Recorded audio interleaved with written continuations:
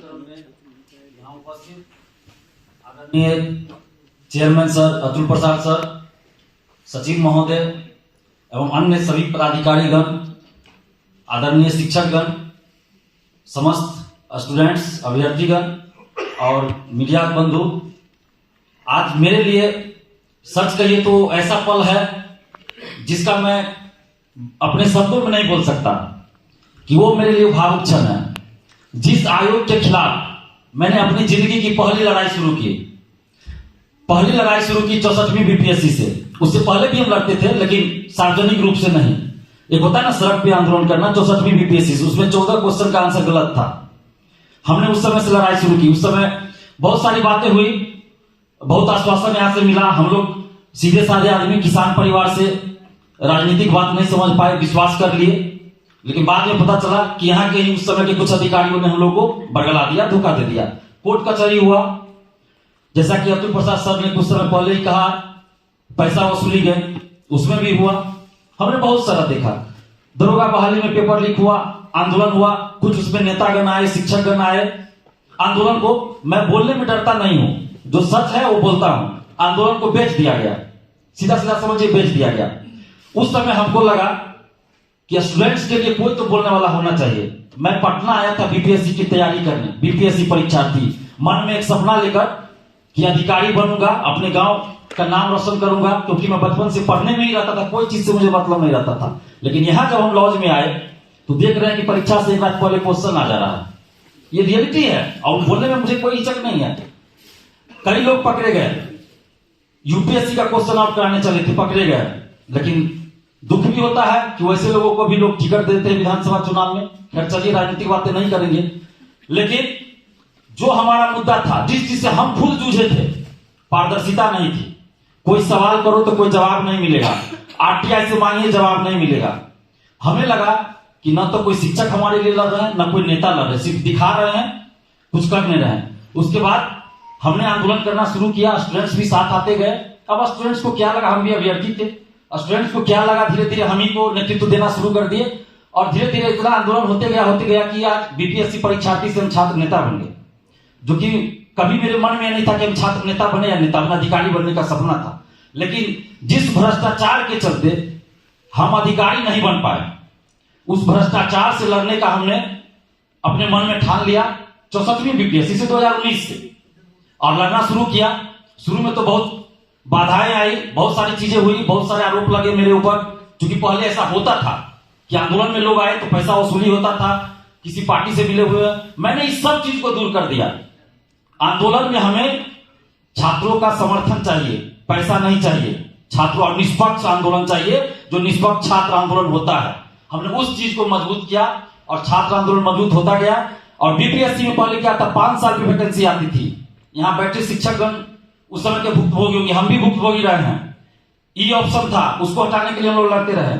और मेंस में कभी कोई सब्जेक्ट बूम कर गया, अगले साल फिर वो सब्जेक्ट कोई रख लिए, पता चला दूसरा सब्जेक्ट बूम कर जाता था। तो अतुल प्रसाद सर जब से आए, बहुत सारा सुधार हुआ।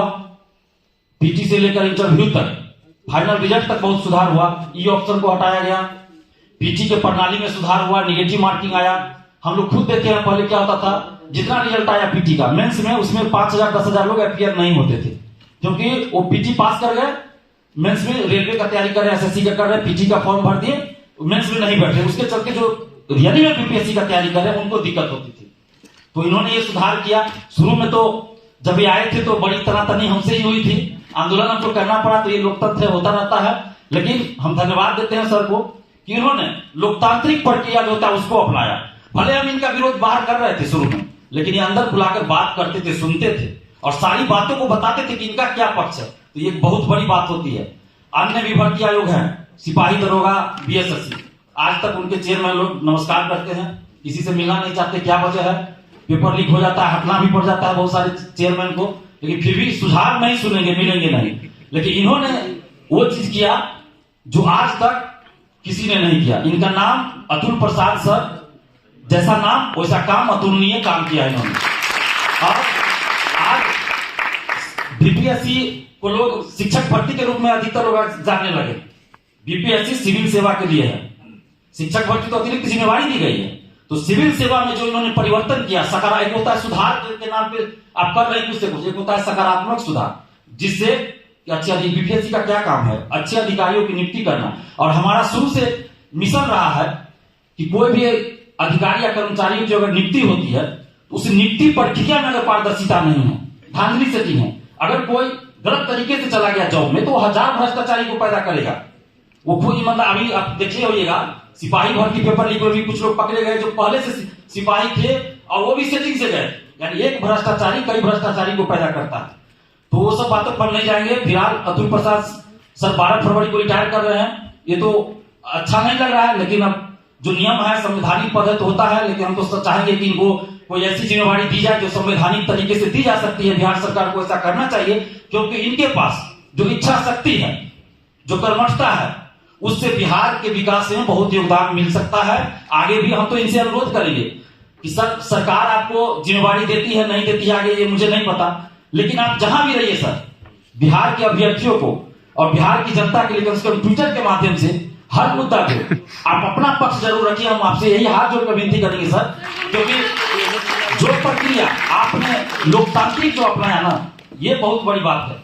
और जो अधिकारी बनने का सपना हम लेकर आए थे पटना, हम अधिकारी तो नहीं बन पाए, लेकिन आज खुशी होती है जब 7वीं बीपीएससी और 7वीं बीपीएससी सफल और टॉपर हमें फोन करता है, कहता है कि दिलीप भैया सबसे पहले आपको फोन कर रहे हैं, क्योंकि आपके वजह से पारदर्शिता आई, अतुल सर की वजह से पारदर्शिता आई और इसलिए हम टॉपर बने हैं। नहीं तो पिछले 5 साल से पीजी पास होते थे, मेंस में फिर कभी इंटरव्यू से बाहर हो जाते थे। तो वो खुशी हमारे लिए अपनी नौकरी से भी बढ़कर आज है कि कम से कम टॉपर लोग फोन करते हैं। और 7वीं का जो रिजल्ट है, मैंने खुद सोशल साइट पे देखा है, कई अभ्यर्थियों को देखा है, 8 साल 10 साल से वो लोग तैयारी कर रहे थे, लेकिन उनका सिलेक्शन नहीं हो रहा था। हम भी उस समय तैयारी करते थे, लेकिन 6वीं और 7वीं में जब सोशल साइट पे हमने देखा कि वो लोग सफल हुए हैं, तो एक अंदर से जो सुकून मिलता है, खुशी मिलती है, वो सबसे बड़ी चीज होती है, वो हमें खुशी मिली।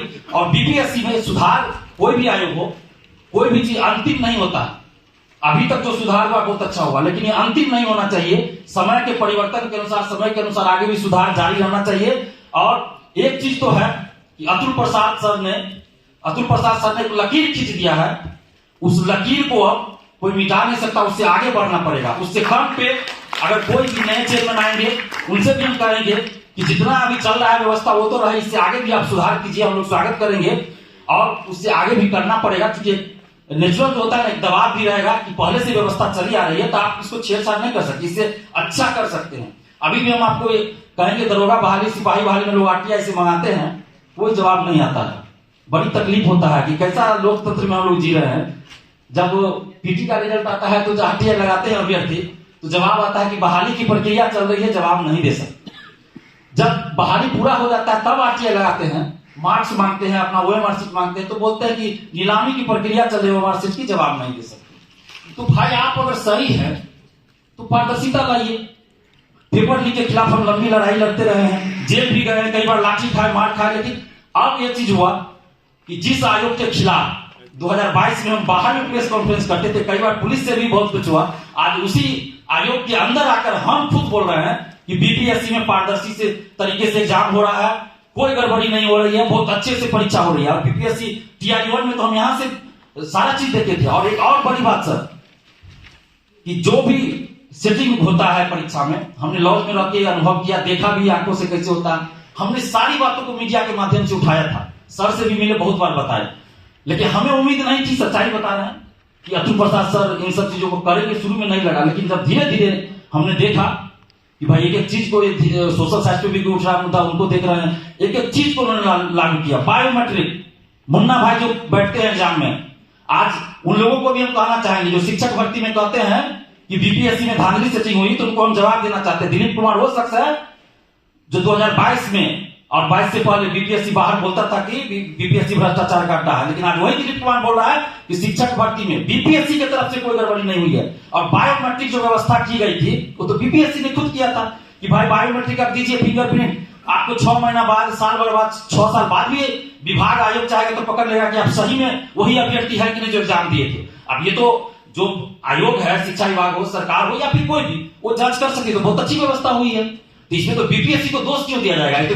बीपीएससी की वजह से आज शिक्षक जो है, फर्जी शिक्षक को पकड़े जा रहे हैं। ये तो अच्छी शुरुआत उन्होंने की ना, ये तो सभी भर्ती आयोग में होना चाहिए। सीसीटीवी कैमरा आपने लगाया और पेपर लीक जो बहुत बड़ी समस्या बिहार की और पूरे देश की बन चुकी है, उस पर आपने जो कदम उठाया, पूरा बंद कर दिया रास्ता। आज केंद्र सरकार को भी कानून लाना पड़ा है पेपर लीक पे, और हम लगातार ये मांग करते रहते कि 10 साल कम से कम सजा का प्रावधान हो। आज केंद्र सरकार ने भी वो कानून ला दिया है। हम तो बिहार सरकार से भी आग्रह करेंगे कि बिहार में भी वो कानून लागू किया जाए हूबहू, ताकि पेपर लीक रुके। और अतुल प्रसाद सर और उनके जितने भी पदाधिकारीगण हैं, जो व्यवस्था यहाँ किया गया उसके चलते पेपर लीक नहीं हुआ बीपीएससी में। उसके बाद देखिए सचवी जो पहली बार हुई, उसके बाद बहुत सारी परीक्षा हुई, कहीं से कोई पेपर लीक नहीं हुई। हम तो सलाह देंगे अन्य भर्ती आयोगों को कि कम से कम आप लोग ये लागू कीजिए। और एक अच्छी बात ये रही बीपीएससी की, जो सुधार पिछले 1.5 साल में हुआ कि टीआई 1 की जब परीक्षा हुई थी, मैं दरभंगा रेलवे स्टेशन पे था, पटना में भी था, तो यूपी, दिल्ली, हरियाणा के बहुत सारे अभ्यर्थी आए थे।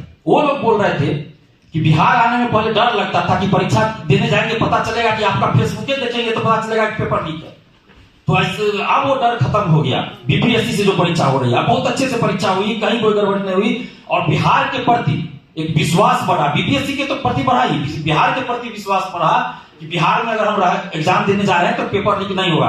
पहले हम लोग बीपीएससी की परीक्षा देते थे सिविल सेवा की, तो एग्जाम के दिन सुबह सुबह न्यूज़पेपर पढ़ना पड़ता था। उस बहुत पहले तो डिजिटल चीज था नहीं कि कहीं परीक्षा रद्द तो स्थगित तो नहीं हो गया। तो बहुत बार ऐसा आता था परीक्षा के दिन पता चला कि परीक्षा स्थगित। लेकिन अब ये चीज हो गया कि जो एक डेट दे दिया जाता है बीपीएससी के द्वारा, परीक्षा कैलेंडर जारी होता है, उसको हूबहू फॉलो किया जाता है। ये बहुत अच्छी बात हुई है और इसके लिए जितना भी तारीफ किया जाए कम है। और अतुल प्रसाद सर को बहुत बहुत हम धन्यवाद देते हैं। साथ ही जितने भी यहाँ पदाधिकारीगण हैं, रविभूषण सर हैं, कुंदन सर हैं, और भी जितने भी हैं, सभी को हम धन्यवाद देते हैं। ये बहुत अच्छा कार्यक्रम आज हुआ है, संवाद कार्यक्रम, कि आपने अभ्यर्थियों से सवाल लिया, उसका जवाब भी बहुत अच्छे से दिया। और अभ्यर्थियों को भी हम धन्यवाद देते हैं कि आप लोग पूरी शालीनता के साथ यहाँ रहे। मीडिया बंधुओं को, सभी शिक्षक गणों को भी धन्यवाद देते हैं।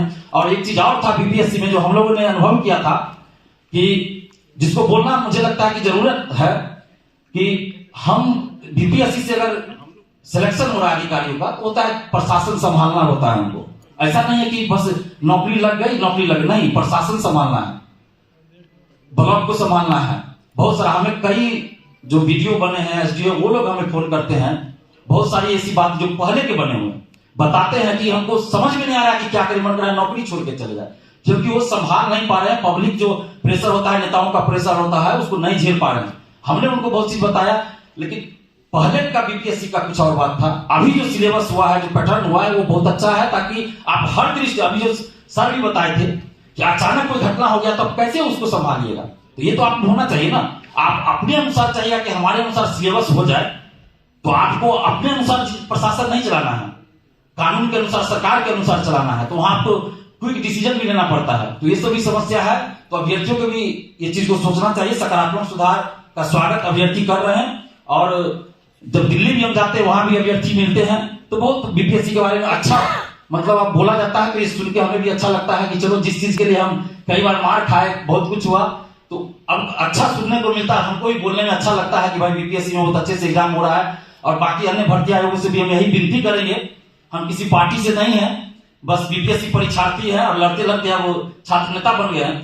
तो हमारी ये मांग रहेगी कि इस मंच से कि बिहार के सभी भर्ती आयोगों में कम से कम इसी तरह का पारदर्शिता लाई जाए। इससे आगे लाई जाए तो और अच्छी बात होगी, लेकिन कम से कम इतनी तो लाई जाए, क्योंकि अगर पेपर लीक होता है तो बिहार की बदनामी होती है। ऐसा नहीं कि सिर्फ आयुष आयोग की, बिहार की भी बदनामी होती है। तो हम लोग खुद चाहते हैं कि ये सब घटना आगे से न हो, तो इस सब पे ध्यान दिया जाए।